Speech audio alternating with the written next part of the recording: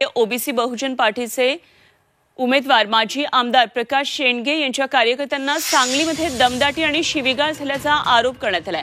कवठे महांकाळ तालुक्यातल्या खरशिंग या गावामध्ये मराठा समाजातल्या तरुणांकडून ही दमदाटी आणि शिवीगाळ करण्यात आल्याचा आरोप शेंडगेंनी केलाय। खरशिंग गावामध्ये मराठा समाजाच्या कार्यकर्त्यांना प्रचार साहित्य वाटू देणार नाही असा पवित्रा घेतल्याचा आरोप करण्यात आलाय।